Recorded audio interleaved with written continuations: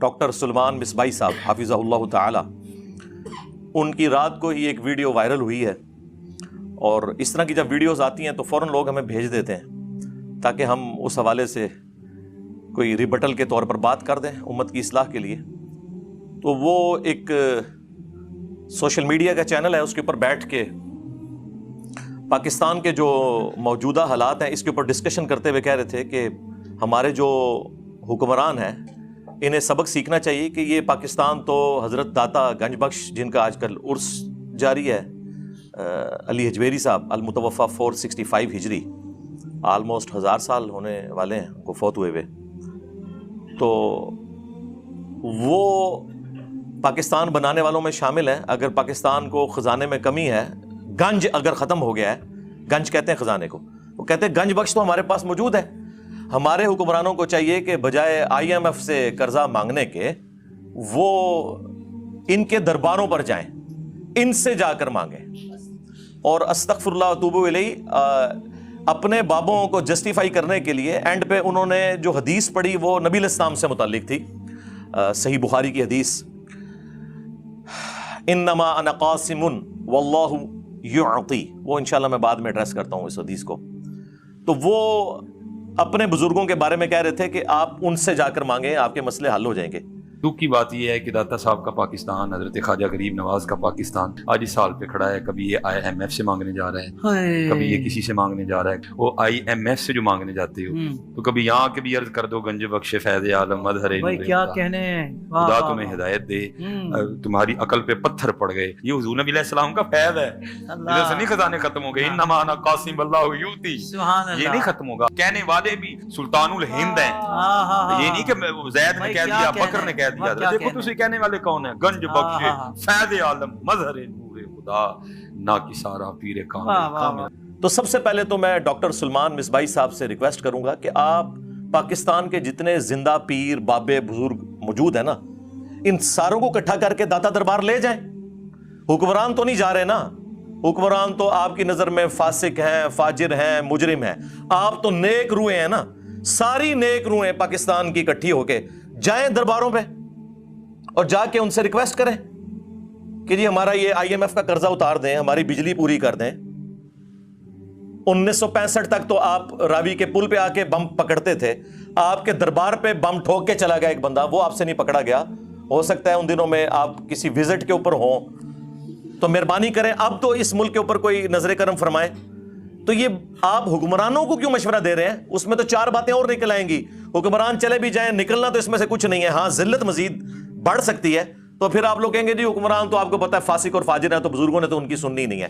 تو آپ لوگ جاؤ نا، بجائے حکمرانوں کو مشورہ دینے کے، یہ جو شرکیہ ایکٹیویٹی پرفارم کرنی ہے وہ آپ خود کرو، اور پھر نکالو اس میں سے جو نکلتا ہے، اور یہ کہانیاں کروانی بند کر دیں آپ لوگ۔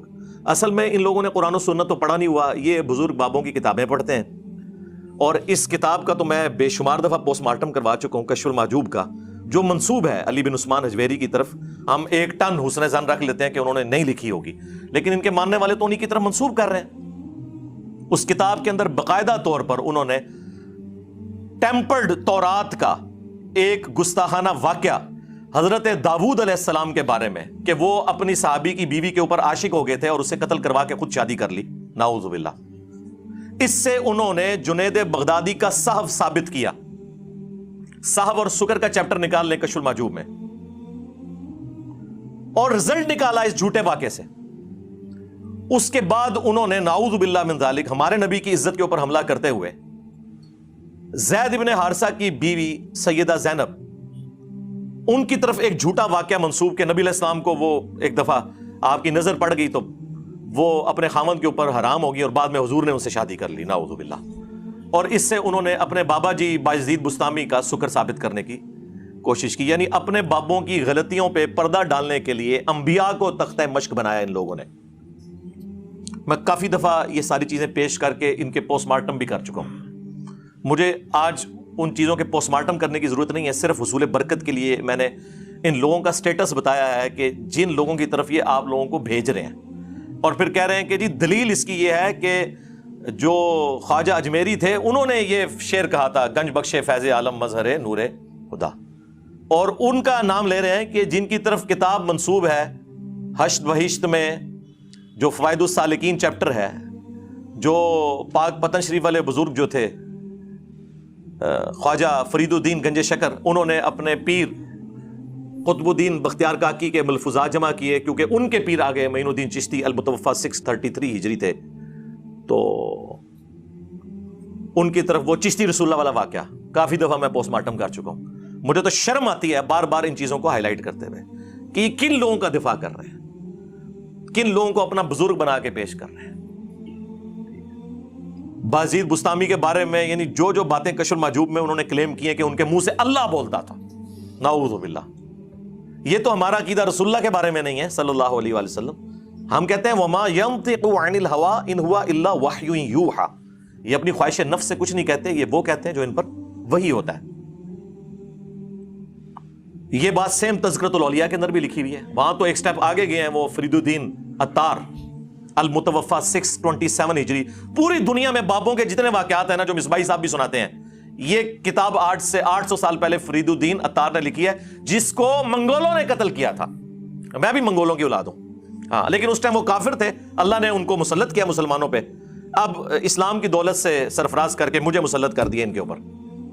ہاں تو خود یہ نگاہیں مارتے رہے، اور جب منگول آئے تو منگولہ نے نگاہ نہیں ماری، تلوار مار کے وٹ چڑے ساری. ہاں انہوں کی نگاہ ہوتے ہی رہ گئی ہیں. تو فرید الدین عطار نے تذکرۃ الاولیاء میں بازید بستامی کے بارے میں لکھا ہے کہ لوگ ان کے اوپر خام خواہ الزام لگاتے ہیں، ان کے منہ سے تو اللہ بولتا تھا. اگر انہوں نے یہ کہہ دیا کہ قیامت کے دن محمد اور تمام نبی میرے جھنڈے کے نیچے ہوں گے تو اس سے کیا فرق پڑتا ہے؟ وہ تو اللہ ان کے منہ سے بول رہا تھا. جی وہ تو کسی بابے نو کھنگڑ بھی نہیں دینا قیامت والے دن. ویسے تو آپ کو بتاتے ہیں جی بخاری مسلم میں حدیث ہے کہ اس دن انبیاء بھی نفسی نفسی کر رہے ہوں گے. اچھا انبیاء نفسی نفسی کر رہے ہوں گے اور بابے کہہ رہے ہوں گے کہ محمد اور تمام نبی میرے جھنڈے کے نیچے ہوں گے. بلکہ اس سے اگلی بات لکھی ہوئی ہے لوائی اعظم من لوائی محمد، میرا جھنڈا محمد کے جھنڈے سے بھی بڑا ہوگا. یہ بازید بستامی نے یعنی اب میں کیا کہوں کہ بکواسیات ارشاد فرمائے، یہ کیا ٹھیک ہے نہ ہی بازید ہے. 261 ہجری میں فوت ہوئے ہیں یہ ابو یزید بستامی، یزید ابا جی، اور ساڈے امام کا نام ہے ابو الحسین مسلم بن حجاج القشیری. یہ بھی 261 ہجری میں فوت ہوئے ہیں. اور یہ مسلم شریف میں حدیث لے کے آ رہے ہیں کہ نبی علیہ السلام نے فرمایا کہ قیامت والے دن اللہ تعالیٰ کے حضور سب سے پہلے میں شفاعت کروں گا اور میری شفاعت قبول کی جائے گی. سب سے پہلے مجھے قبر سے نکالا جائے گا اور سب سے پہلے میں جنت کے دروازے پر دستک دوں گا اور داروغہ جنت پوچھیں گے کون؟ میں کہوں گا محمد. تو وہ عرض کرے گا کہ مجھے حکم بھی یہی تھا کہ آپ کے نام کے اوپر دروازہ کھولا جائے. ہمارے امام جو ہیں وہ سینٹرڈ اراؤنڈ پروفٹ ہیں اور ان کے امام جو ہیں وہ اپنے اراؤنڈ سینٹرڈ ہیں. یہ فرق ہے. خیر اس کے اوپر میں اتنی دفعہ بول چکا ہوں کہ مجھے پھر 1 گھنٹہ صرف ان بابوں کا پوسٹ مارٹم کرنے کے لیے چاہیے. میں مصباحی صاحب کی اس سٹیٹمنٹ کی طرف آتا ہوں جو انہوں نے کہا کہ جی جا کے تو بابا جی سے مانگنا شروع کر دیں تو بابا جی جو ہے وہ ہیلپ آؤٹ کر دیں گے، IMF سے مانگنے کی ضرورت نہیں. تو سرکار جاؤ نا، منگو نا. اب یہ اس طرح کی باتیں پتہ کیوں کرتے ہیں؟ انہوں نے بابوں سے یہی کچھ سیکھا ہوا ہے. کشف المحجوب سے یہ واقعہ لیا ہوا ہے جو وہ سناتے ہیں بڑے شوق سے. وہ کہتے ہیں کہ جی وہ ہمارے جو پیر بھائی ہیں نا انہوں نے مجھے خود سنایا. علی بن عثمان حجویری صاحب کے پیر بھائی نے ان کو یہ واقعہ سنایا کہ جی جو ہمارے مشترکہ پیر صاحب تھے نا ابو الفضل خطلی، سلسلہ جنیدیہ میں تھے وہ، تو ایک دفعہ ان کی حجامت بڑی ہوئی تھی اور ان کے پاس پیسے نہیں تھے. کہنے لگے یا اللہ تیری نبی کی سنت ٹوٹ رہی ہے تو مجھے کچھ پیسے عطا کر دے.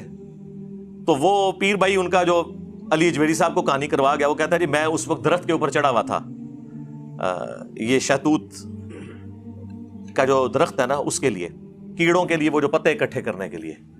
تو کہتے ہیں کہ میں نے خود اپنی آنکھوں سے دیکھا کہ جی درخت کے پتے، اس کی ٹہنیاں، اور اگلی کہانی سنو اس کی جڑیں بھی سونے کی ہوگی. جڑ کی تو نظر آندی ہے. اور مصباحی صاحب سناتے ہوئے کہتے ہیں ہاں نا، یعنی میں آپ وے کیا داتا حضور کشف المحجوب میں لکھتے ہیں یہ فکرے ان کی زبان سے تب ادا ہوئے جب اس درخت کے نیچے تھے جس کے اوپر میں چڑھا ہوا تھا. آپ فرماتے خدا کی عزت و عظمت کی قسم پورا درخت، اس کی ٹہنیاں، اس کا تنا، اس کی جڑیں بھی سونے کی ہو گئی. سارا ہی سونے کا ہو گیا. اب وہ جو ہے نا وہ مٹی اٹھانے کے لیے نیچے ہوا, تو نیچے دیکھا تو زمین سونے کی, زمین سونے کی. حضرت یہ کیا ہوا؟ دائیں دیکھا تو سونا, بائیں دیکھا تو سونا, آگے دیکھا تو سونا, پیچھے دیکھا تو سونا. اب بابا جی نے کام کیا تھا, کیوں نہیں مٹی دیا ٹیما پھڑان ڈیا, اور کہتا ہے حضور کہاں سے پکڑاؤں, مٹی ہے ہی نہیں, جہاں تک نظر جاتی سونا ہی سونا ہے. ٹھیک ہے. اب مصباحی صاحب تو بیچارے یہ کہانیاں سنتے اور سناتے رہے ہیں, انہوں نے تو آپ کو یہی کہنا ہے کہ جی کوئی بابا نگاہ مارے تو کوئی درخت سونے کا ہو جائے. میرے بھائی یہ تو اس قسم کے واقعات اگر ہونے ہوتے نا, اللہ کے لیے کوئی ناممکن نہیں ہے, لیکن جو چیزیں ہم نبی علیہ السلام کے بارے میں کلیم نہیں کر سک رہے, دنیا کو اللہ تعالیٰ نے اسباب کے ساتھ جوڑا ہوا ہے, آپ وہ باتیں اپنے بابوں کی طرف کیوں منسوب کرتے ہیں کہ اوپر دیکھا تو سونا, دائیں دیکھا تو سونا, بائیں دیکھا تو سونا, اور ٹھیک ہے جی, اور مٹی کے ڈھیلے بھی نہیں جناب سنجے کے لیے مل رہے, سونا ہی سونا. کہانیاں سارے ہی سونے کا, ایویں کہتے سارے ہی سونے کا. تو میرے بھائی سورہ توبہ پڑھیں. سب سے کرٹیکل جنگ نبی علیہ السلام کی مبارک زندگی کی غزوہ تبوک, 1.5 لاکھ کی فوج لے کر کیسر روم عرب کے بارڈر پہ آ گیا ہے, دنیا کی سب سے بڑی سپر پاور, اور نبی علیہ السلام کے پاس صرف 30,000 جانثار صحابہ ہیں جن کے پاس سامان بھی پورا نہیں ہے, اور مخالفت میں 1.5 لاکھ کا لشکر. باقی صحابہ جا نہیں سکتے ساتھ. سورہ توبہ آیت نمبر 92 میں اللہ تعالیٰ فرماتا ہے کہ اے نبی علیہ السلام, تمہارے پاس لوگ حاضر ہوتے ہیں کہ ہمارے لیے کوئی سواری کا بندوبست کر دیں, ہم بھی آپ کے ساتھ جائیں جہاد کے لیے. تو تم ان سے فرماتے ہو کہ میں کوئی ایسی چیز نہیں پاتا کہ جس کے ذریعے میں تمہاری مدد کر سکوں, تمہارے لیے سواری اور جانے کا ساز و سامان ارینج کر سکوں. تو تم دیکھتے ہو کہ یہ تم سے اس حال میں پلٹتے ہیں کہ ان کی آنکھیں آنسوؤں سے تر ہوتی ہیں, اس غم کے سبب کہ وہ اپنے نبی کے ساتھ مل کر اللہ کی راہ میں جہاد نہیں کر سک رہے. تو اس وقت حضور علیہ السلام نے تو نہیں اوپر دیکھا تو سونا, درخت دیکھا تو سونا, ادھر دیکھا تو سونا. وہ تو ترمذی میں اوپر تلے 2-3 احادیث موجود ہیں کہ سیدنا عثمان غنی رضی اللہ تعالیٰ عنہ علیہ السلام نے اپنی جو دولت تھی حضور کے قدموں پہ نشاور کی تبوک کے موقع پر, اور نبی علیہ السلام نے انہیں جنت کی بشارت سنائی. تو ظاہری اسباب تو اختیار کر رہے ہیں. نبی علیہ السلام کی تو کہیں یہ تعلیمات نہیں ہے کہ آپ کو پیاس لگے تو آپ جو ہے وہ 10 دفعہ دروشی پڑھ لیں, بھوک لگے تو 10 دفعہ آپ سبحان اللہ و بحمدہ سبحان اللہ العظیم پڑھ لیں. میرے بھائی اللہ نے دنیا کو اسباب کے ساتھ جوڑا ہے, تو آپ اس قسم کی چیزیں کیوں لوگوں کو بتاتے ہیں؟ نبی علیہ السلام کی تو کہیں یہ تعلیمات نہیں ہے. آپ نے تو ہمیشہ اسباب کو اختیار کرنے کا حکم دیا, اور اس کے بعد مسبب الاسباب سے دعا مانگنے کا حکم دیا. صحیح مسلم میں تقدیر والے چیپٹر میں آلموسٹ 50 کے قریب احادیث ہیں, 50 to 60. اس کی جو آخری حدیث ہے نا, وہ حضرت ابو ہریرہ رضی اللہ تعالیٰ عنہ کو نبی علیہ السلام نے فرمایا, اے ابو ہریرہ, جو چیز تجھے نفع دے اس کے لیے پوری کوشش کرنا, اس کے بعد اللہ سے مدد طلب کرنا, کاہلی نہ کرنا, سستی نہ کرنا. پھر بھی تیرے خلاف رزلٹ آ جائے تو پھر کہنا جو اللہ کی مرضی, اگر مگر نہ کہنا, اگر مگر شیطان کا دروازہ کھول دیتا ہے. لیکن یہ اینڈ پہ ہے, کوشش پوری کرنا, پھر اللہ سے مدد طلب کرنا. ہاں, گنج بخش فیض عالم نہیں, اللہ سے مدد. اس کے بعد کاہلی اور سستی نہیں کرنی, کوشش بھی کرنی ہے اور کاہلی اور سستی بھی نہیں کرنی. پھر بھی رزلٹ خلاف آئے پھر کہنا جو اللہ کی مرضی, کہ ٹھیک ہے اللہ تعالیٰ کوئی منظور نہیں تھا, اپنی ایفرٹ تو پوری پٹ کرنی ہے. یہ کون سا دین ہے جو آپ لوگوں کو سکھا رہے ہیں؟ آپ اس نبی کے ماننے والے ہو جس نبی نے آپ کو ہر نماز کی ہر رکعت میں سورۃ الفاتحہ تعلیم فرمائی ہے, اور اس میں جو آیت نمبر 4 ہے, ایاک نعبد و ایاک نستعین, اے اللہ ہم عبادت بھی صرف تیری کرتے ہیں اور مدد بھی یعنی دعا بھی صرف تجھی سے مانگتے ہیں. آپ یہ پیش کریں, اچھا جی آپ روٹی امی سے نہیں مانگتے, اے وچو نکلدا جے نہ دے. قرآن کا مذاق اڑاتے ہیں یہ لوگ, اور جی کوئی پانی میں ڈوب رہا ہو تو وہ پھر اللہ کو پکارے گا یا وہاں پر موجود بندوں کو پکارے گا. اندازہ کریں جی, وہ مسلم کی حدیث میں آ گیا نا کہ پہلے کوشش کرے گا, بندوں کو پکارے گا, اسباب اختیار کرے گا, اور پھر اللہ سے مدد بھی طلب کرے گا کہ اے اللہ یہ جو سبب میں اختیار کر رہا ہوں یہ اس قابل ہو کہ مجھے بچا لے. جی یہ کہاں لکھا ہے؟ جی قرآن میں لکھا ہوا ہے, وَتَعَاوَنُوا عَلَى الْبِرِّ وَالتَّقْوَى وَلَا تَعَاوَنُوا عَلَى الْإِثْمِ وَالْعُدْوَانِ. نیکی اور پرہیزگاری کے کاموں میں ایک دوسرے کی مدد کرو, برائی میں ایک دوسرے سے الگ رہو. قرآن میں حکم ہے کہ روٹی امی سے مانگنی ہے, اور امی کو حکم ہے کہ اس نے بیٹے کو کھلانی ہے. پورا قرآن پڑھ کے تو دیکھو, تم لوگوں کو کہانیاں کروائی ہوئی ہیں جی روٹی امی سے مانگیں گے. او میرے بھائی ایک سمپل سی بات ہے, آپ یہ میرے سامنے بیٹھے ہیں, میں آپ کو کہتا ہوں مجھے پانی پلا دیں, سامنے موجود ہے, آپ بغداد شریف میں وہاں بھی قبر کے اندر ہے, میں مجھے پانی پلا دیں, وہی بات وہی جملہ غائب میں پکارنا ہو جائے گا, یہ شرک ہو جائے گا, کیونکہ آپ کی اور میری کوئی کمیونیکیشن ہو نہیں سکتی.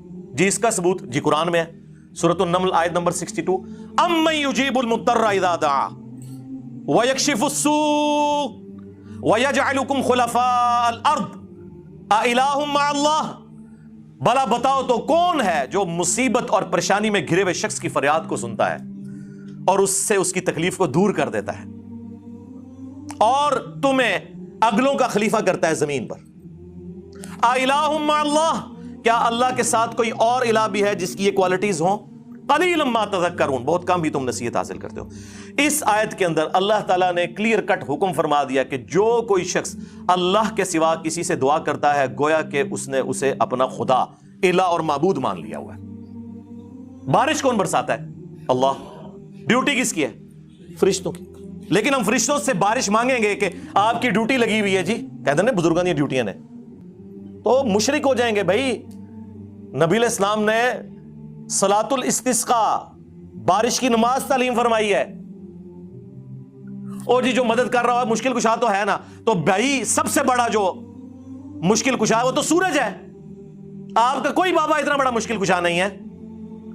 دنیا میں موسم سورج کی وجہ سے تبدیل ہوتے ہیں, دنیا میں ہوائیں سورج کی وجہ سے چلتی ہیں, دنیا میں بارشیں سورج کی وجہ سے ہوتی ہیں. سمندروں کا پانی ویپریٹ ہو کر گلیشیئرز کی فارم میں سٹور ہوتا ہے, وہاں سے پگھل کے زمین کے اوپر اور نیچے دریا چلتے ہیں, بارشیں ہوتی ہیں. آپ کی گندم ہر طرح کی جو فصلیں ہیں سورج کی وجہ سے وہ پکتی ہیں. تو کیا ہم کہیں گے المدد یا سورج ذرا آپ بادلوں سے باہر تشریف لے آئیے کہ سردی کا موسم قریب آ رہا ہے, اور بادلوں میں چھپ جائیے کہ گرمی کا موسم قریب آ رہا ہے. بھائی یہ نہیں, آپ فرشتوں کو بھی نہیں کہہ سکتے کہ فرشتوں یہ پیغام دے دو, نہیں. آپ کہیں گے اللہم صلی علی محمد وعلی آل محمد, اللہ پہنچائے گا. یا بخاری مسلم میں حدیث ہے, جب تم پڑھو گے السلام علیکہ ایہا النبی ورحمۃ اللہ وبرکاتہ, السلام علینا وعلی عباد اللہ الصالحین, تو زمین و اسمان میں ہر نیک بندے تک اللہ تعالیٰ تمہارا سلام پہنچا دے گا. ہم یہاں بھی جو پڑھتے ہیں تو رسول اللہ تک ہمارا سلام پہنچ رہا ہے. السلام علیکہ یا رسول اللہ ہم پڑھ رہے ہیں, نماز میں پڑھ رہے ہیں السلام علیکہ ایھا النبی, لیکن کس نیت سے کہ اللہ پہنچا رہا ہے. یہ نہیں کہ وہ یہاں پہ موجود ہے, اس حدیث میں موجود ہے. وہ حدیث پوری نہیں پڑھتے, اس میں سے حاضر و ناظر نکال رہے ہوتے ہیں, کبھی کچھ نکال رہے ہوتے ہیں. وہ حدیث تو پڑھ کے دیکھ لو. تو اگر نبی علیہ السلام کے بارے میں اسٹیٹس تو تاڑے بابے دے شاہی کوئی نہیں نا, ان کی کیا اوقات ہے, کیونکہ نبی کے جیسا ہے ہی کوئی نہیں, بابے تھے شاہی کوئی نہیں. ہمارے مقابلے پہ نہیں, نبی علیہ السلام کے مقابلے پہ. تو یہ اس قسم کی جو شرکیہ تعلیمات آ کے اس شخص کی طرف سے جو یہ دعوے دار ہو کہ میں نبی علیہ السلام کا ماننے والا ہوں, نماز میں تم پڑھو ایاک نعبد و ایاک نستعین, اور اس پوری ویڈیو میں اس نے اللہ کا ذکر کہیں نہیں کیا کہ اللہ سے بھی مانگو, اللہ کے آگے رو, اللہ سے مانگو, کوئی نہیں, بالکل فارغ. اور ہمارے نبی علیہ السلام کو اللہ تعالیٰ قرآن میں فرما رہا ہے وَإِذَا سَأَلَكَ عِبَادِي عَنِّي فَإِنِّي قَرِيبٌ, اے نبی جب کبھی بھی میرے بندے آپ سے میرے بارے میں پوچھیں تو فرماؤ میں تمہارے بالکل قریب ہوں. اجیب الدعوۃ الداعی اذا دعان, ہر پکارنے والے کی پکار کو سنتا ہوں جب وہ مجھے پکارے. فَلْيَسْتَجِيبُوا لِي وَلْيُؤْمِنُوا بِي لَعَلَّهُمْ يَرْشُدُونَ, لیکن انہیں بھی چاہیے کہ میرا حکم مانے, مجھ پر ایمان لائیں جیسا کہ ایمان لانے کا حق ہے, پھر وہ رشد و ہدایت پا جائیں گے. یہ ون وے ٹریفک نہیں ہوگی. آپ اللہ کو رسپانس کریں گے, اللہ تعالیٰ سننے والا ہے. ادعونی استجب لکم, اے میرے بندو مجھ سے مانگو میں قبول کرنے والا ہوں. ان الذین یستکبرون عن عبادتی, بے شک جو لوگ میری عبادت سے تکبر کرتے ہیں. اچھا بات ہوئی دعا کی اور ذکر آ گیا عبادت, کیونکہ دعا ہی تو عبادت ہے جی. ابو داؤد ترمذی سنن نسائی میں حدیث ہے الدعاء هو العبادہ, دعا ہی تو عبادت ہے. اور پھر حضور نے یہی آیت سورۃ المؤمن کی آیت نمبر 60 جسے سورہ الغافر بھی کہتے ہیں، وہ تلاوت کی، ادعونی استجب لکم، اے میرے بندو مجھ سے مانگو میں تمہاری دعا قبول کروں گا۔ ان الذین یستکبرون عن عبادتی، بے شک جو لوگ میری عبادت سے، مجھ سے مانگنے سے تکبر کرتے ہیں، میں ان قریب انہیں ذلیل و خوار کر کے جہنم میں داخل کروں گا۔ والعیاذ باللہ تعالی۔ اللہم لا تجعلنا منہم، اللہم اجرنا من النار۔ ہمارا رب وہ ہے کہ اس سے نہ مانگا جائے تو وہ ناراض ہوتا ہے۔ دنیا کے بادشاہوں سے آپ مانگیں تو وہ ناراض ہوتے ہیں، اور ہمارا رب وہ ہے کہ اس سے نہ مانگا جائے تو وہ ناراض ہوتا ہے۔ اور یہ آپ کو بابوں کے پیچھے لگا رہے ہیں بجائے قرآن کی تعلیمات پر عمل کرنے کے۔ صحیح بخاری کھول کر دیکھیں، عبداللہ ابن عباس کہتے ہیں کہ تمہارے جد امجد ابراہیم خلیل اللہ کو جب آگ میں پھینکنے کا ارادہ کیا نمرود نے، تو انہوں نے وہاں پر پکارا تھا حسبنا اللہ و نعم الوکیل، اور تمہارے نبی پہ بھی جب مشکل وقت آتا تھا وہ کہتے تھے حسبنا اللہ و نعم الوکیل، ہم نے اللہ ہی پر بھروسہ کیا، وہی بہتر کارساز ہے۔ اور یہ تو قرآن میں بھی سورہ آل عمران میں بھی موجود ہے کہ اہل ایمان کو جب خبر پہنچی کہ کافر ان کے خلاف سازشیں کر رہے ہیں تو نبی علیہ السلام ان کے ساتھیوں نے کہا حسبنا اللہ و نعم الوکیل۔ یہ نہیں وہ کہہ رہے جی اتھے جا کے کہو گنج بخشے فیض عالم۔ جامعہ ترمذی میں المستدرک للحاکم میں موجود ہے کہ نبی علیہ السلام ہر مشکل، ہر پریشانی میں کہتے تھے یا حی یا قیوم برحمتک استغیث۔ الف کے ساتھ پڑھیں گے تو استغیث، نون کے ساتھ پڑھیں گے تو نستغیث، وہ جمع کا صیغہ ہو جائے گا۔ اے خود سے زندہ، ہر چیز کو تھامنے والے، میں تیری رحمت کے ساتھ تیری مدد کا سوال کرتا ہوں۔ ہمیں تو یہ سکھایا جا رہا ہے۔ جامعہ ترمذی میں حدیث ہے کہ جو شخص بھی یونس علیہ السلام کی دعا کے ذریعے اللہ کی طرف متوجہ ہوا، اللہ اسے محروم نہیں لوٹائے گا۔ لا الہ الا انت سبحانک انی کنت من الظالمین۔ اور قرآن میں بھی اللہ نے اس دعا کے ساتھ فرمایا کذالک ننجی المؤمنین، اس طریقے سے ہم اہل ایمان کو بھی نجات دیں گے جس طرح یونس کو دی تھی، اس دعا کے ذریعے۔ یہ اسماء اعظم ہے، حسبنا اللہ و نعم الوکیل، یا حی یا قیوم برحمتک استغیث، لا الہ الا انت سبحانک انی کنت من الظالمین، اور لا حول ولا قوت الا باللہ۔ یہ ہیں اسماء اعظم جن کے ذریعے آپ نے اللہ کی طرف متوجہ ہونا ہے۔ گنج بخش فیض عالم، مظہر نور خدا، ایک اتنے نہیں، ایک کسی آیت ہی نہیں، کسی حدیث ہی نہیں۔ لا حول ولا قوت الا باللہ۔ بخاری مسلم میں حدیث ہے، صحابہ اکرام کہتے ہیں نبی علیہ السلام نے فرمایا میں تمہیں جنت کے خزانوں میں سے ایک خزانہ دیتا ہوں، لا حول ولا قوت الا باللہ۔ نہیں ہے طاقت گناہوں سے بچنے کی اور نہ نیکیاں کرنے کی ہمت مگر اس کی توفیق کے ساتھ۔ عام بندے بیمار ہوتے ہیں، ان کو درباروں پہ لے کے جاتے ہو، اور درباروں پہ بیٹھے ہوئے بیمار ہوتے ہیں تو انہیں آغا خان اور شفا انٹرنیشنل لے کے جاتے ہو، اس وقت لے جایا کرو نا وہاں پہ اور کہا کرو گنج بخش فیض عالم مظہر نور خدا۔ آج تک سنیا جے کڈے سیانے جے تو ہنو کہانی پیچھے لایا نے، آپ انہوں نے پتہ بھی کیا ہوتا ہے، کچھ بھی نہیں ہوتا، کہانیاں سنیں ان کی۔ تو انشاءاللہ تعالی اللہ کے فضل سے اس پلیٹ فارم سے یہ سچائی کی آواز بلند ہوگی۔ باقی آپ نے توحید کے حوالے سے میری ایک ویڈیو ہے توحید سے متعلق 10 دھوکے، جو 5 قرآن کی آیات سے یہ دھوکے دیتے ہیں اور 5 احادیث کو مس یوز کرتے ہیں، وہ پورا ایک مقدمہ ہے جو میں نے ریکارڈ کروایا ہے۔ اور آج سے آلموسٹ 10 سال پہلے ایک لیکچر تھا میرا، دعا صرف اللہ ہی سے، مسئلہ نمبر 3، وہ بھی آپ دیکھ سکتے ہیں۔ اور ایک ریسرچ پیپر میں نے اس کے اوپر لکھا ہے، ریسرچ پیپر نمبر 3 دعا صرف اللہ ہی سے، ہماری ویب سائٹ ahlsunnatpak.com کے اوپر۔ تو باقی کے سارے وصف سے میں نے اس میں سیٹل کر دیے ہیں اللہ کے فضل سے۔ جو چھوٹی چھوٹی چیزیں پکڑ کے انہوں نے شرک امت میں پھیلایا ہوا ہے، جو شرک ختم ہو گیا ہے، وہ بھی میں نے ویڈیو ریکارڈ کروا دی۔ مجھے اپنے بعد تم سے شرک کا خوف نہیں۔ جو انہوں نے دھوکے دیے اور آدھی حدیثیں اور آدھی آیتیں پڑھ کے انہوں نے امت کا قبلہ خراب کیا، میں نے سب کچھ بیان کیا۔ اور میرا یہ چیلنج ہے کہ یہ ترجمے آپ اپنے بزرگوں کے خود پڑھ کے دیکھیں، آپ کو پتہ چل جائے گا کہ انہوں نے آپ کو دھوکے میں رکھا ہوا ہے۔